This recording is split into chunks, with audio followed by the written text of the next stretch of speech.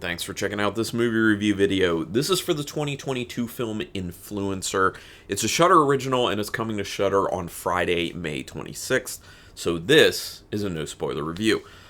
Based off the name, you can probably assume it has something to do with social media influencers. Well, one social media influencer, and this is kind of one in a growing number of films that are kind of hitting this subgenre. I don't really even know what we're calling it right now, but it's like focused on social media and the impacts of social media.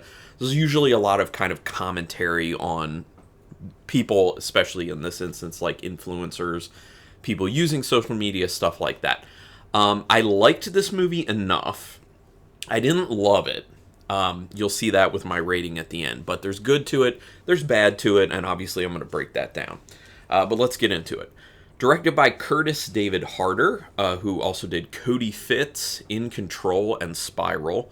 I've only seen Spiral because that one was also on Shudder. And I think I remember enjoying that one enough. Written by Harder as well as Tesh Guttikonda, who also wrote Summerland and did a bunch of short films as well.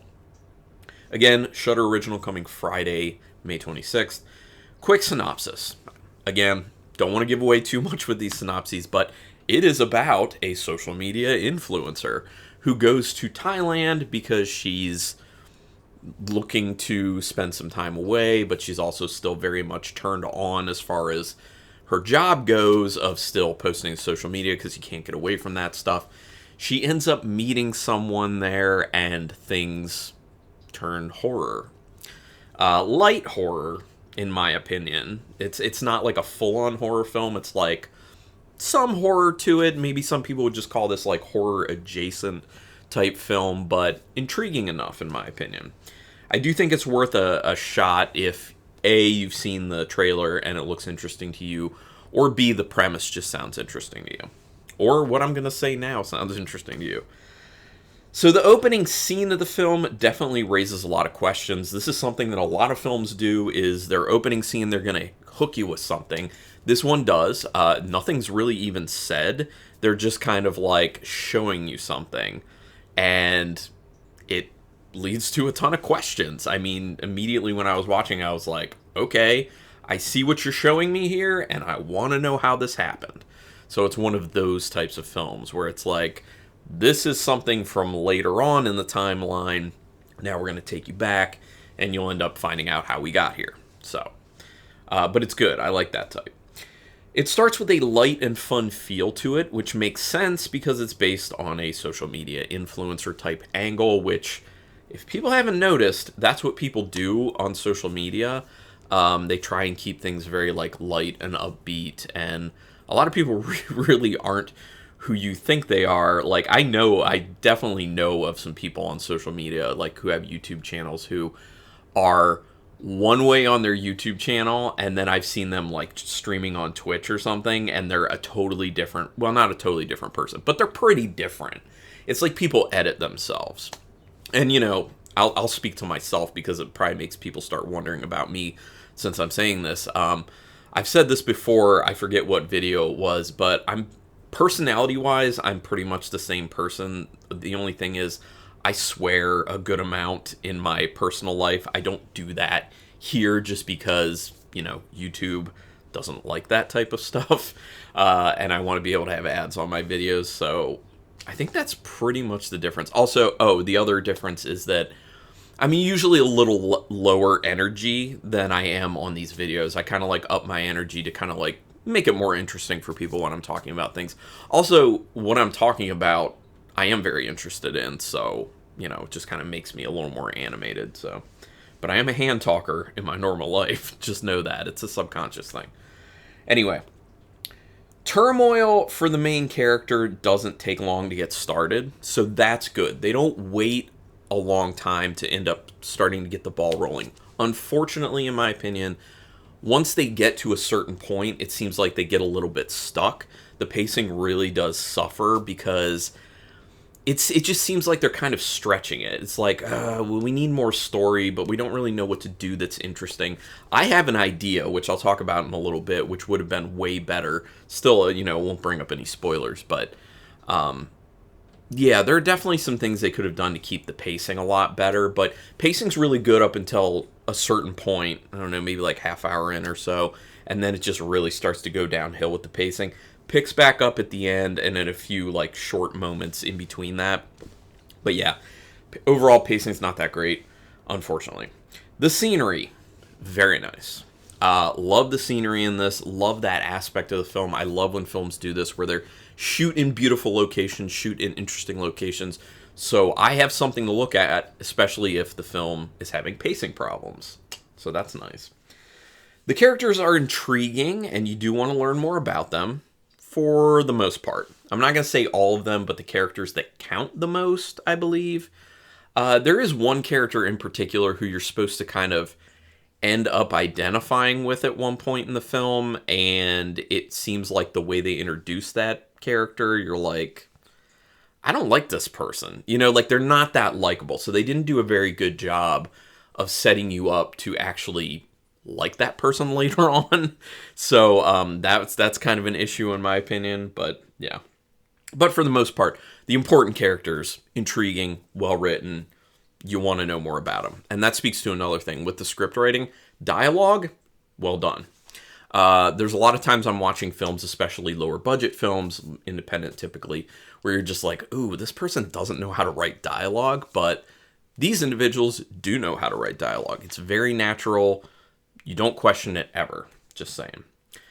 It's very odd. It's very odd because the opening credits show up almost 30 minutes into the film. I think I've seen this done before, maybe like 1 or 2 times in other films, but it's a weird choice. I don't really understand it. At that point, why are you even doing the opening credits? Just don't do them. Just have the end credits. I don't even know why we need opening credits at all anyway. Like, it's a weird thing to me. I guess some people just want it for tradition aspects. I don't know. I don't get it. But yeah, about 30 minutes in, and then it's opening credits, and I'm like, what's going on? Did I miss something here? I dig the music used in the film, but they go way too hard with it at many points in the film.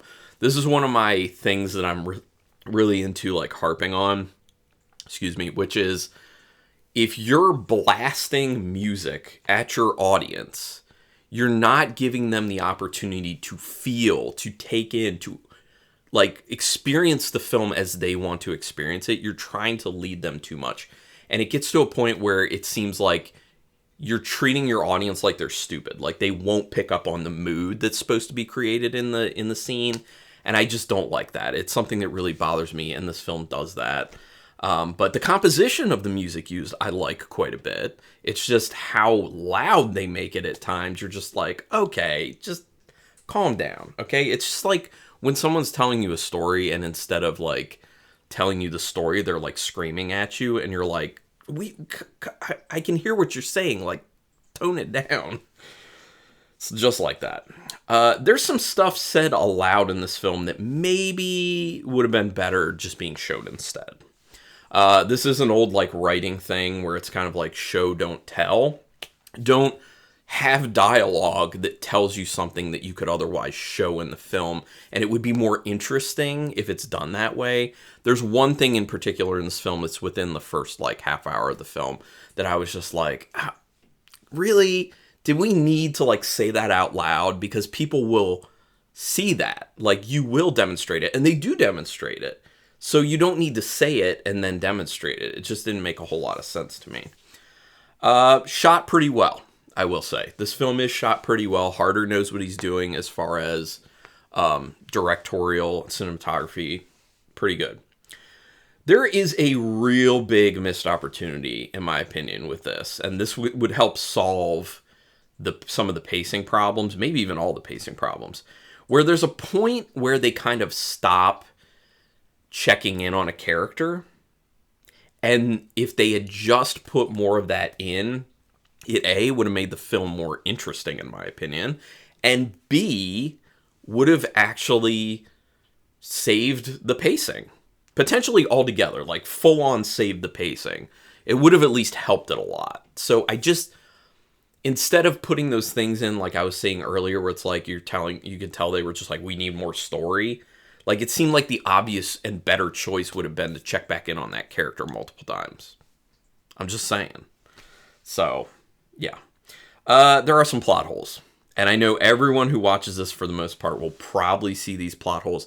They're not like massive plot holes, but they are plot holes that will bother people because you're like, it's tied to like how people get to certain things or how people react to things, and you're just like, no, absolutely not.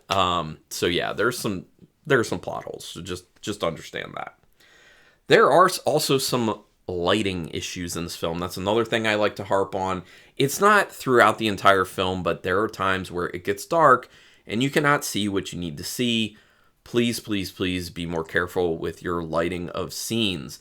If there's a scene that's very dark that people can't really see what's going on, there is no purpose to having that scene. No purpose. Don't put it in.